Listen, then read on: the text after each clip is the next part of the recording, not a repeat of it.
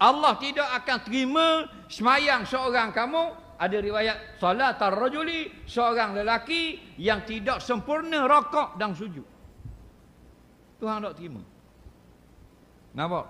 Dalam hadis yang lain, aswadu sadaqah, sejahat-jahat orang yang mencuri, alladzi sariq yasriqu fi salat. Wa fi riwayatin min salatihi. Sejahat-jahat pencuri, bukan curi kubah, curi beruk, curi getah, curi naka. Mencuri di dalam sembahyang. Ya Rasulullah, seorang lelaki tanya, wahai Nabi, kaifa yasriq minas salat? Bagaimana yang dikatakan mencuri daripada sembahyang? Kata Rasulullah, allazi la yuqimu sulbahu fi raka' was sujud. Orang yang rakaat sujudnya laju sangat. Tak dan betul belakang, akak dah kepala. Itu sama dengan YouTube. Lagi. Tapi bukan semua gitu. Satu dua tempat aje, kat lain molek. Bila nak khabar apa hak Nabi kata tu berlaku di zaman kita. Tak.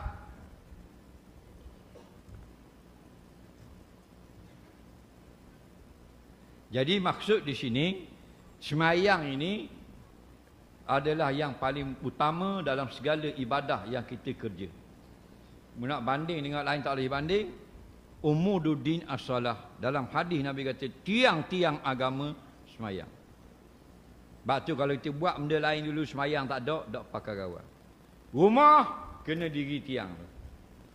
Tak ada orang diri dinding dulu, lepas tu pasang atap dulu tiang ke tiang. Mari tukang akan tanya tiang mana tiang. Faham tak ke? Tiang tu basic dia.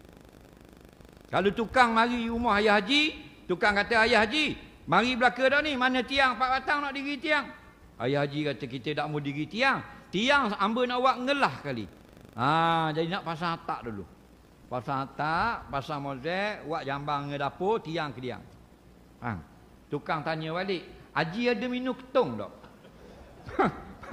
Takut ketung campur dengan dakwah sutung. Lagi jadi pening mabuk tadi. Tak boleh. Kalau jenis rumah agama kita tiang dia sembahyang. Man la salatalah la dinalah. Siapa tiada sembahyang bagi dirinya, tiada Islam pada tubuhnya. Nampak? Sembahyang. Khasyuk tak khasyuk, jangan tinggal sembahyang. Kita orang yang khasyuk boleh 100 riyal, kita tak khasyuk boleh 3 riyal, padang tau. Baik pada tak boleh sekepeng. Sekurang-kurang kita tunai juga perintah Allah kerana takut pada kemurkaan Allah. Nampak?